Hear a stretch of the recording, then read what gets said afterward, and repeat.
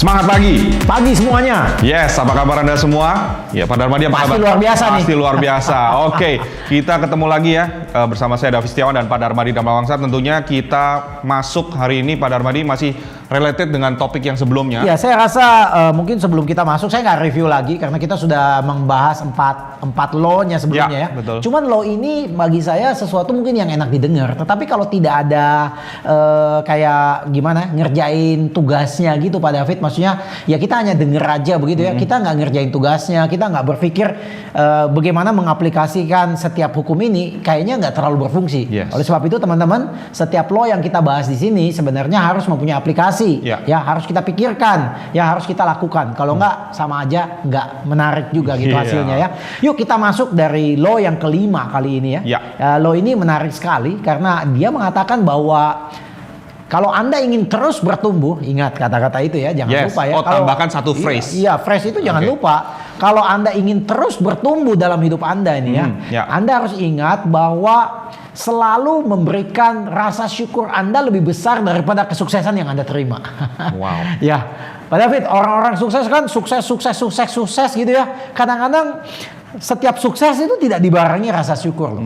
Ketika kesuksesan tidak dibarengi rasa syukur, yang terjadi adalah Anda mulai merasa bahwa kesuksesan itu adalah hasil diri Anda sendiri. Apa benar semua kesuksesan yang manusia dapat, apalagi kelasnya yang makin lama makin sulit begitu ya, mereka susah gitu ya. Umpama seorang atlet dia berhasil menjadi juara 1 dapat medali emas gitu ya. Seorang penemu mereka berhasil menemukan sebuah invention yang baru sehingga dia bisa dapat duit banyak gitu ya. Umpama seorang pendiri startup dia mendapatkan pendanaan yang tiba-tiba raksasa gitu ya. Pertanyaannya apakah setiap yang kita dapatkan itu apakah hanya hasil kerja kita sendiri? Ya kan? Kita kadang-kadang hanya fokus sama suksesnya, tapi rasa syukur itu kita tidak bisa. Ya, tidak bisa fokus terhadap rasa syukur itu. Makanya hari ini kita mungkin membahas bahwa selalu ingat bahwa setiap kesuksesan kita itu selalu datangnya dari bantuan-bantuan orang lain. Jadi gitu, sukses itu kita. Jadi kalau saya ngomong ini sukses karena saya itu terlalu naif ya Pak saya ya? Rasa ketika kita terjebak mengatakan bahwa sukses itu oleh karena saya, karena hanya Anda, berarti kesuksesan yang lebih besar itu akan menjauhi Anda. Iya kan? Sama aja Pak David bermain sepak bola, tapi Pak David bermain sendiri, nggak bermain dengan 11 orang gitu. Jadi ketika seseorang berusaha mencapai kesuksesannya sendiri, saya sangat yakin kesuksesan yang dia kejar itu tidak bisa lebih besar dibandingkan ketika dia kejar bersama tim.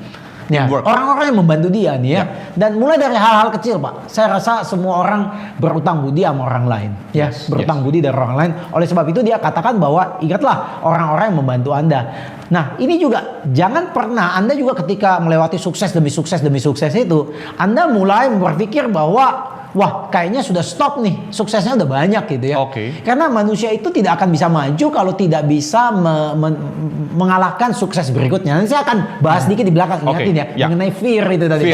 Ya, saya mau cover di sini. Jadi setiap kesuksesan yang kita temuin itu sebenarnya kita memecahkan sebuah masalah yang mungkin selama ini kita tidak tahu caranya. Jadi kalau kita bisa sukses hari ini di satu posisi sini, itu karena permasalahan di level sini kita bisa ngalahin.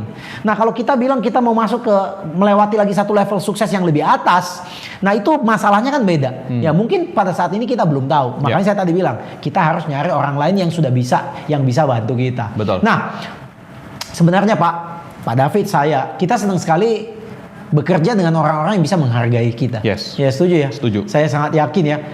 Kita pasti dalam bekerja kita juga butuh appreciation. Jadi orang sukses yang saya tadi katakan, ketika mereka makin lama makin sukses, mereka harus mulai bisa appreciate orang gitu ya. Ya.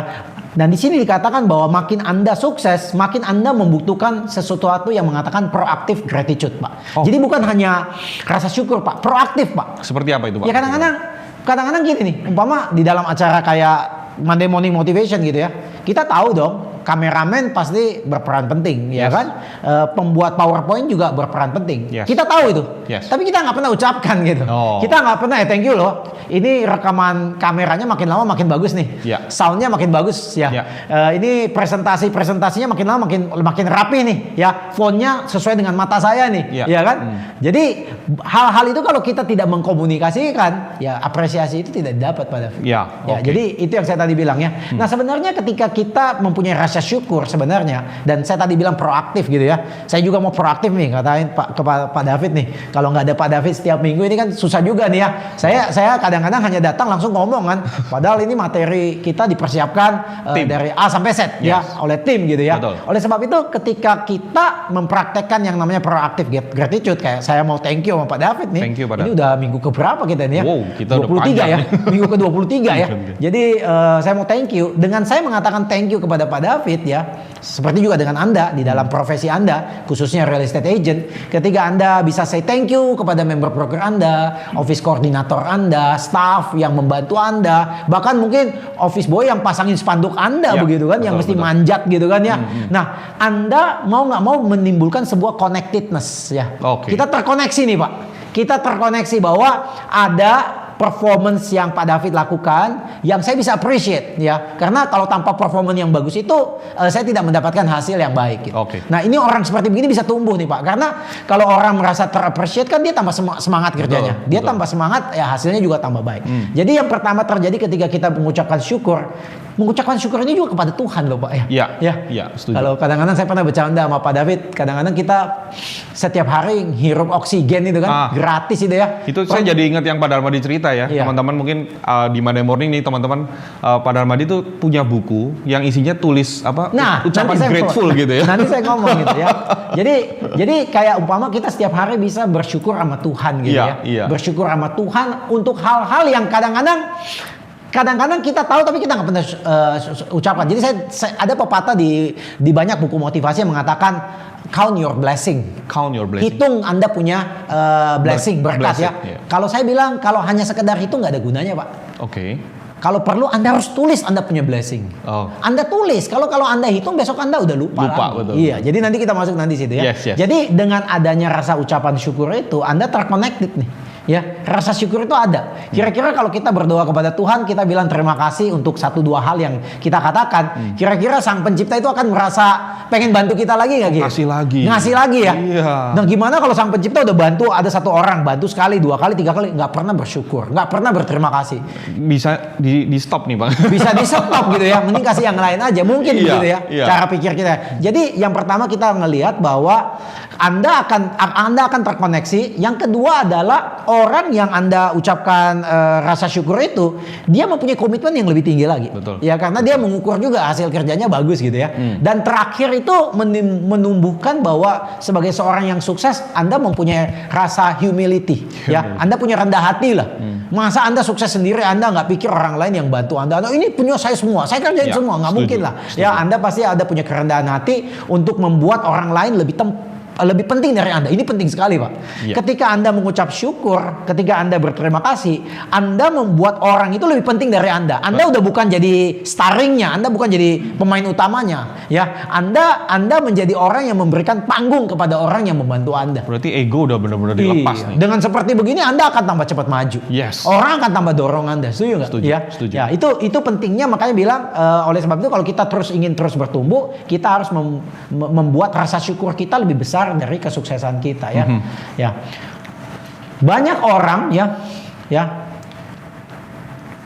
terisolasi dengan diri mereka sendiri. Ya, terbatas dengan kemampuan dia sendiri. Jadi dia merasa dirinya lah yang membuat dia sukses. Jadi dia tuh nggak mampu bertumbuh karena dia hanya bertumbuh dengan kemampuan dirinya ya. Dan orang seperti begini akhirnya berlanjut menjadi ego. Ya. Makanya kalau kita lihat, apalagi marketing ya, kita ngelihat marketing yang mulai sukses ya, banyak transaksi ya, egonya itu makin tinggi. Dan dalam proses ego itu mungkin dia merasa bahwa kontribusinya dia tuh jauh lebih besar daripada orang-orang yang membantu dia. Ini bahaya sekali ya. Ini bahaya sekali. Bukan artinya dia juga salah. Memang dia pasti kerja keras. Memang dia pasti improve dalam dirinya. Tetapi dengan seperti begitu mungkin orang-orang tidak akan appreciate dan tidak mau membantu dia lagi. Nah, ini jadi bahaya nih. Iya, dia kan jadi terjebak lagi. Iya kan? Sama Pak, kalau Bapak bekerja di perusahaan juga, karyawan kan banyak kan Pak.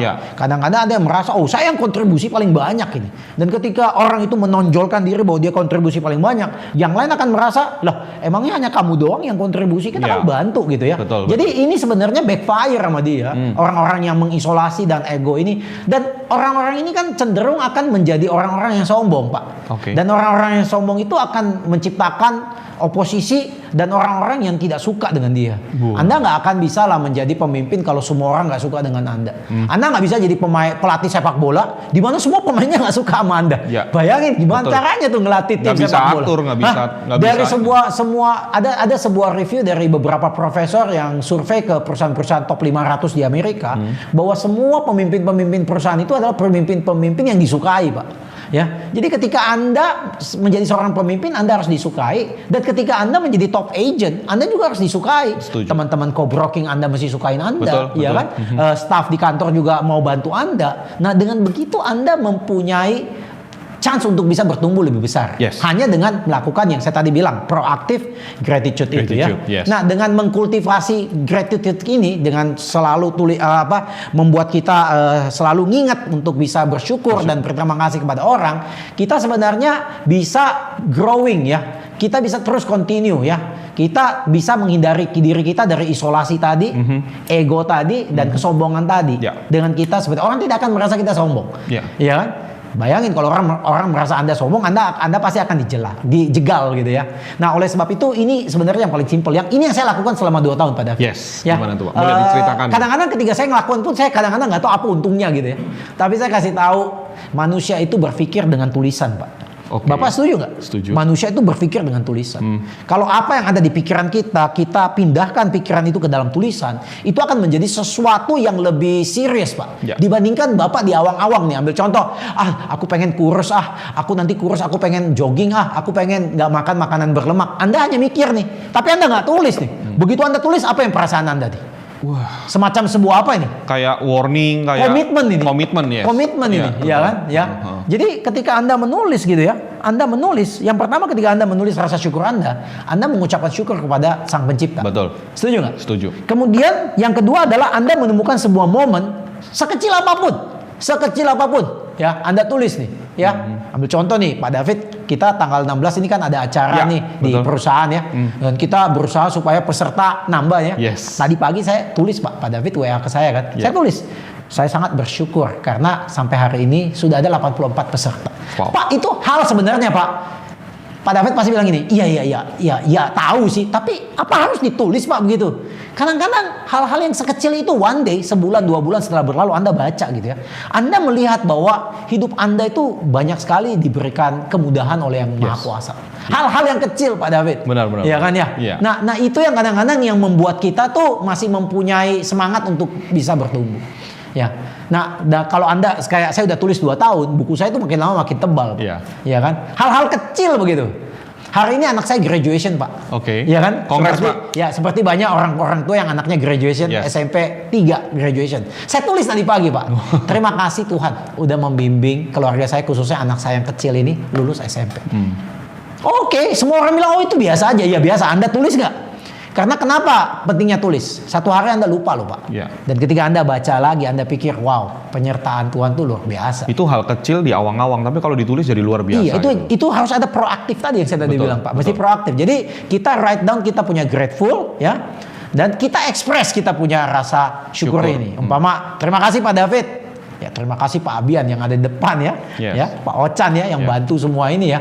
Makin lama makin bagus gitu ya. Ya, kalau tanpa Anda semua nggak mungkin kita jalan bisnis ini ya. Jadi ini kita balik lagi, ini yang kunci kelima nih ya, the law kelima, bahwa kalau Anda ingin terus bertumbuh, make sure Anda punya rasa ucapan syukur itu lebih besar daripada kesuksesan yang Anda dapat. Nah, saya mau lanjut lagi nih, Pak, karena ini juga salah satu law yang pendek nih. Jadi kita masuk tadi law 5, kita masuk law 6 law 6 ya. Saya mau cover law 6 ini. Sebenarnya law 6 ini poinnya tidak banyak, tapi menurut saya juga penting ya. Karena law 6 ini akan mengatakan bahwa Anda hanya akan bisa terus bertumbuh kalau Anda membuat kenikmatan bekerja itu lebih besar daripada usahanya gitu, Pak. Kenapa dia bilang begini? Karena mungkin begini, Pak. Banyak orang tuh, Pak, melakukan sesuatu di dalam profesinya dia, dan profesi itu menghasilkan, tapi hatinya nggak happy, Pak. Ada pekerjaan yang menghasilkan uang, tapi hasilnya nggak happy, Pak. Ya kan? Banyak orang suka bercanda, wah paling enak jadi Michael Jordan katanya ya. Main basket, dia kan happy kan, Pak, dapat duit lagi, dibayar Pak. lagi. Bener kan ya? Jadi orang seperti begitu kan bisa mengembangkan dirinya tanpa batas gitu Pak. Ya. Kalau Pak David mengerjakan sesuatu, memang Pak David dibayar dan Pak David tapi nggak happy, ya mungkin Pak David hanya akan melakukan sekedarnya aja. Nggak maksimal ya? Nggak maksimal. Jadi Anda nggak happy nih, kerja asal-asalan dikit, toh bayarannya juga sama. Ya mentalitas seperti itu nggak bisa naik Pak. Karyawan juga seperti begitu Pak. Ya. Kan saya digaji nih Pak, gajinya kan segini, ya kerjanya segini aja Pak. Lah kenapa nggak bisa lebih? Lah karena gajinya begini. Berarti orang ini hanya bisa maju di dalam hidupnya kalau gajinya diubah.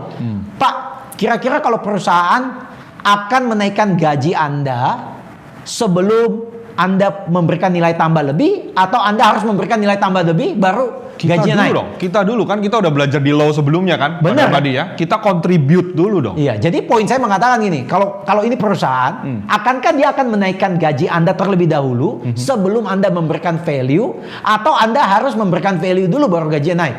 Kasih value dulu. Iya, tapi tadi bilang kan banyak orang pikir begini kan. Saya kan gajinya segini Pak, jadi saya kerja segini. Jadi gimana supaya bisa naik? Gajinya dinaikin dulu Pak.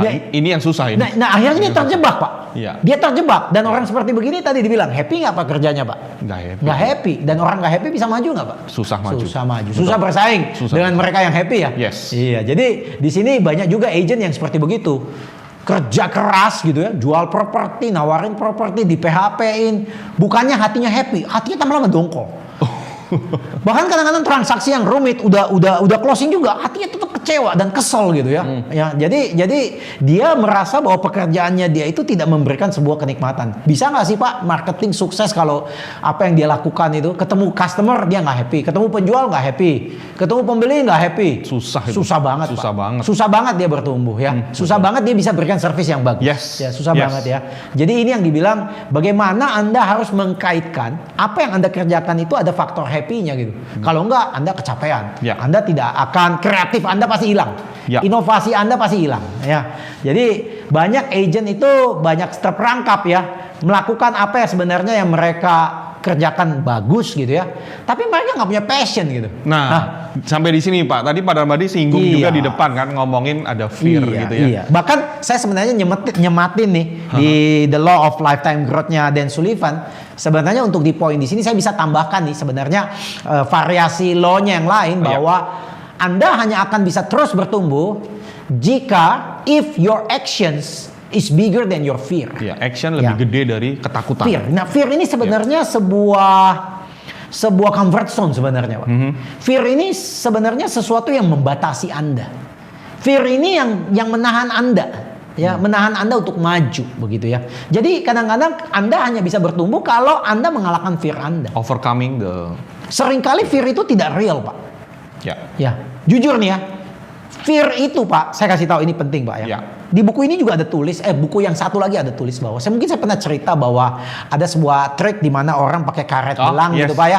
Jadi ketika dia ingin melakukan sesuatu, dia tidak nunda-nunda, dia jepret tangannya supaya ini. Nah, sebenarnya ketakutan kita itu sebenarnya tidak besar sebenarnya awalnya Pak. Tetapi dengan seseorang mulai menunda-nunda pengambilan keputusan itu, umpamalah sama agent nih. Satu agent dia mau prospek satu customer. Bos gede, orang hebat, orang kaya. Sebenarnya kan dia mau telepon hari itu, cuma dia mulai pikir, aduh, postpone lah, tunda lah. Nanti kalau saya telepon dia nggak angkat gimana ya? Saya kalau telepon taunya dia marah-marah gimana ya? Nanti jam 10 kayaknya waktunya lebih cocok deh. Pas jam 10 kayaknya enak dia telepon ya Pak ya. Pas jam 10 udah datang dia mulai mikir, waduh kalau bos level dia jam 10 pasti kan penuh dengan meeting Pak ya.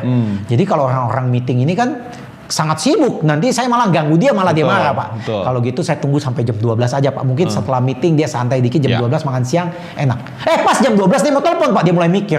Tapi kan bos-bos gede ini kan biasanya makan siang pun harus menemani orang-orang penting lainnya, di mana mereka melakukan deal-deal bisnis gitu. Jadi sebenarnya sebaiknya jangan telepon jam 12 deh.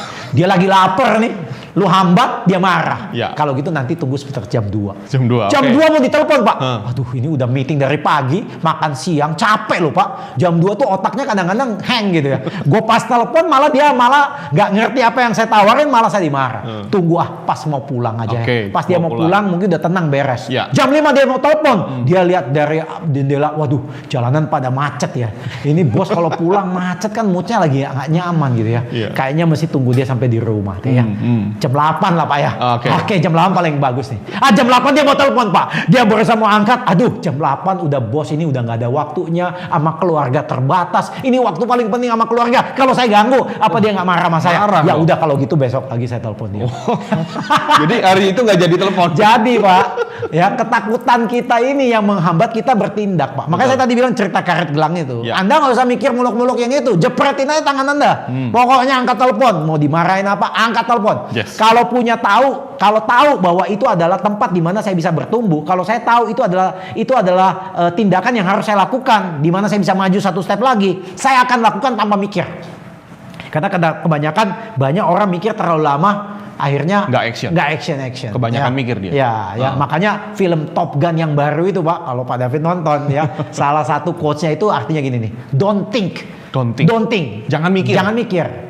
Just do it. Ya. Just do it gitu. Ya, jadi ketika mereka terbangin sebuah pesawat yang kenceng gitu, nanti ada di situ, enggak, lu nggak usah mikir, terbangin aja. Okay. Sambil terbang lu sambil belajar juga gitu ya. Okay. Jadi sebenarnya makanya saya suka bercanda sama orang gitu. Bagaimana caranya berenang paling cepat? Gampang, lempar aja orang itu di tengah laut. Itu proses yang paling cepat dia berenang. Menyeramkan. Iya kan? Saya punya pengalaman Pak David, anak saya yang pertama itu ketika pertama kali mau latihan drive mobil. Saya ngajar dia berkali-kali nggak berhasil Pak, karena saya takut dia ini, saya takut dia ini. Akhirnya saya nyari orang yang sekolah mobil itu Pak, dan luar biasa gilanya Pak. Hari pertama anak saya nggak bisa ke jalan mobil sama sekali, langsung dibawa ke jalan tol Pak. Wih. Saya langsung bilang, ini model apa? Dia bilang ini model yang paling cepat dan paling sukses ngajarin orang kasih jalan mobil, langsung bawa ke jalan tol. Jadi luar biasa nggak Pak David ya. Jadi saya tadi balik lagi nih ya. Buatlah tindakan Anda, tindakan agak sedikit nekat nih, tindakan agak berisiko ini, ya, untuk mengalahkan ketakutan Anda. Dan orang-orang seperti begini, Pak, mereka akan bisa terus mencapai satu level yang lebih baik lagi dan lebih baik lagi. Yes. Oleh sebab itu, teman-teman, sebagai penutup nih ya, ada tugas untuk Anda tadi membuat buku di mana Anda bisa tulis rasa syukur Anda. Betul. Yang kedua, Anda mulai juga memetakan apa sih yang Anda takuti di dalam bisnis Anda. Apa yang menghambat Anda sukses. Tuliskan beberapa langkah dan lakukan langkah itu, nggak usah mikir, lakukan dulu. Gagal pun nggak apa-apa, karena you juga bisa belajar dari apapun yang Anda lakukan. Yes, luar biasa, mantap sekali. Teman-teman jangan lupa klik like and subscribe YouTube channel ini. So stay tune in Monday Morning Motivation.